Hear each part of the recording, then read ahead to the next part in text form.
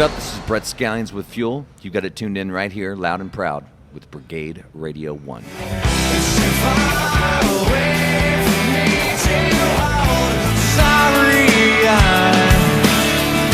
had a bad day again.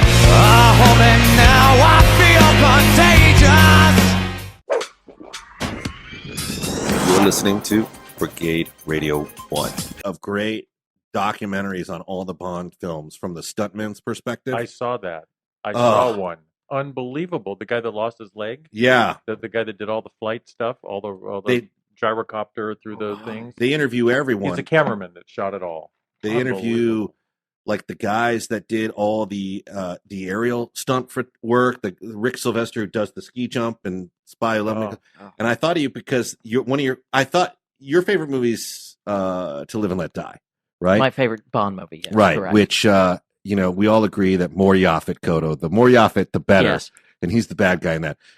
But I misremembered that. Like it's the one after that with Christopher Lee as the bad guy. Yeah. He was actually related to Ian Fleming, where they hit the ramp and he does the circle. Yeah, and it does the penny whistle. Doo. Yeah.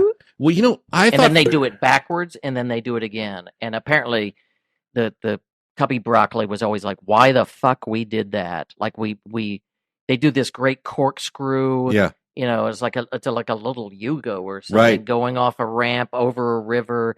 And they put this, and then they do it backwards, and then they do it again. And he was just like, why did we gut this amazing stunt by making it into this comedy moment? What's amazing is that's a real stunt, and no one had ever attempted it. Like, there was a guy in like a auto circus that had done a version of that, and that's who they contact. And they bring him down, and he has to build a special car with the steering column in the middle. And he drives on his stomach with his feet behind him, and that's the brake and the gas. And there's a dummy of Roger Moore, and there's a dummy of the sheriff. And that sheriff who plays the big redneck in those two movies. Secret agent on whose side? Are we late for a cross-burning, Billy Bob? That actor is actually from New York and doesn't talk like that at all. And I thought for sure that guy's got to be an authentic redneck. And even in the interview, he goes, you know what I loved about that part is I just got to eat because all those guys are proud of their bellies. He's like, I got to eat. Anyway, so they execute that stunt and they realize that no one's done this and that the guy's strapped in the car and that if he goes into the water, he's probably going to be dead. So they have their divers and they don't even think that if he goes in the water, they can get him out of there. The whole thing was life and death and he did it. And Cubby Broccoli walks up and goes, that's great. But I think we ought to do it again. And the stunt team was like, nope. That's a one take only. Yeah. We survived it. Done. Yeah. We pulled, and they executed it perfectly. But I watched it, and I'm thinking, Dan Truly would love these documentaries. This documentary that you saw was about a half hour long. It's just the one where they were looking for. I don't forget the Bond movie where the volcano opens up. Was that You Only Live Twice? That's You Only Live Twice, right? Yeah, it was set in Japan. They showed the location footage when Cubby Broccoli says, "We got to have a big thing," and they flew over. They were scouting Japan and they finally saw a volcano and he said that's it. And then who's the famous production designer that did all those early Bond films? Ken Hall did some of it. Ken Adams. So they gave Ken Adams said, oh boy, so Cubby goes to him and says, how much can you build me this set? How much it's going to cost? It was like $1 million, which was a lot of money in those days. And he said, okay, do it because it's that important. And then they showed the footage of building this set of the interior of the volcano with real doors that open and real helicopters that landed inside. Yeah. It was unreal. Amazing. The most amazing build. This is a series that takes each Bond movie and gives you all the production and stunt stories related. And of course, when they get to Moonraker, they're all kind of laughing out loud about it. Like, we got to somehow get to space because of Star Wars. And everyone's like, what?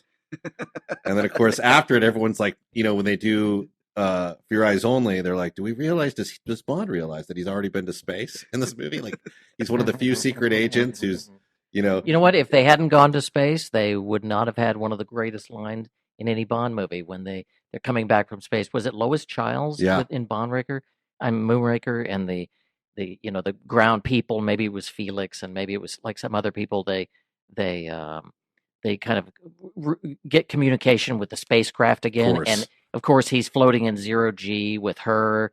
And somebody goes, my God, he's attempting re-entry. Yes, of course. And as an 11-year-old, I was like, All right, people. They Show's over. They talk about that scene where they were like harnessed for like Yeah. hours, the two Yeah. of them, and they were like, we had to just sit there and keep ourselves amused. We were sitting there in like what's supposed to be a zero gravity set. But she said, she's like, I love that I've got one of the more gaudy nicknames, you know, Dr. Goodhead. Yeah. You know, it's like, she's like, I love that. That was so exciting when I was a young man to go to see the Bond movies. Yeah. And then the opening sequence. Total event. You was almost see unbelievable. nudity. You almost Like see, you almost it's see a naked, silhouetted all- nudity. a Girls on silhouetted girl. trampolines. Me and all my little teenage buddies, you know, we'd sit there like, same with the Clint Eastwood westerns a few years later, but we'd sit there looking at this. Oh my God, that's so cool. My Yeah. kid loves the beginning of Fear Eyes Only. She comes in the kitchen that day. She goes, what's that?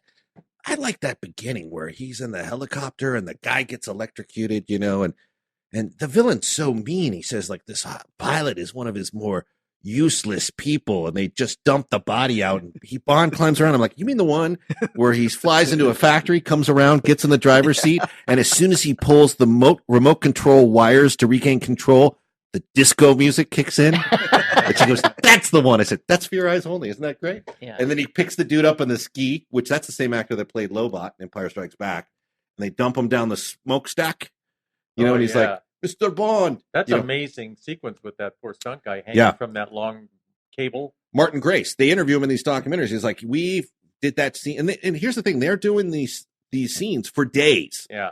Like it's a 2-minute sequence, but they're working at it for weeks. He's hanging outside of a helicopter. And I'm looking at that stuff going, that is, even the guy that's in the wheelchair. Well, That's nerve-wracking. That famous cameraman that did all those shows that was shooting all that hanging out of a camera Mhm. on a sort of a poor man's Tyler mount, you know, Yeah. that'd be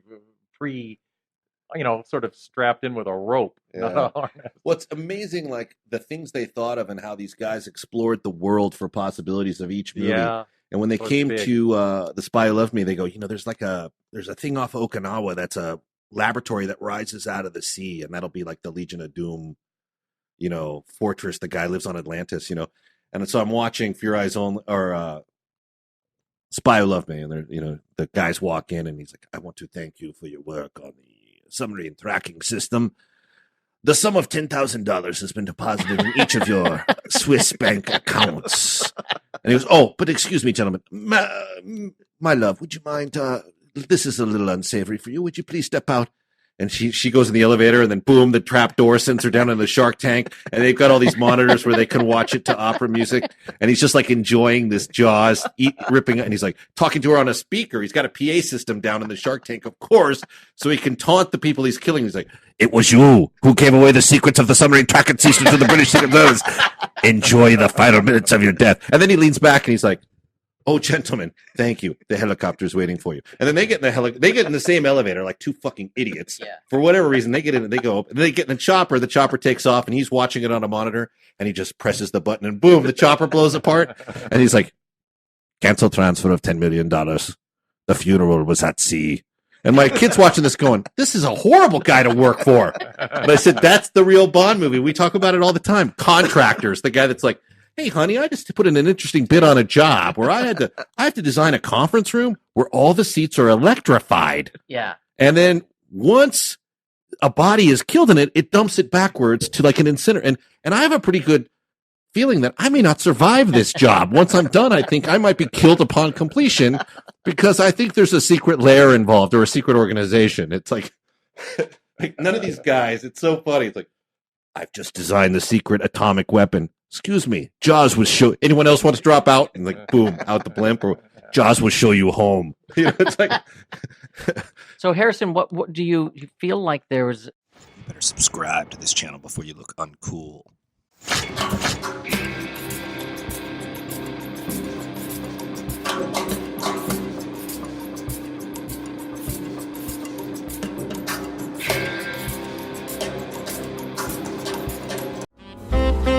Hey everyone, it's Ethan with Combat Radio. You know what you need to do? You need to brace for impact and join us November 17th, Sunday evening, for an epic evening of Christmas awesomeness. What is it? Well, it's a Combat Radio Christmas Carol featuring the members of Guns N' Roses, Danzig, Typo, Negative, Rat, and more, along with the cast members from everything from The Simpsons, Futurama, Avengers Assemble, and all of your favorite shows. And it's all in support of a good cause, our annual Christmas event for social services. You can support that event by going to GoFundMe.com/combat-radio-Christmas-9. with Christmas and 9 spelled out. Or you can go to the Combat Radio Facebook page, get tickets and backstage passes to this epic event featuring everyone from Guns N' Roses to the cast of The Simpsons on the Combat Radio Facebook page. Get it today.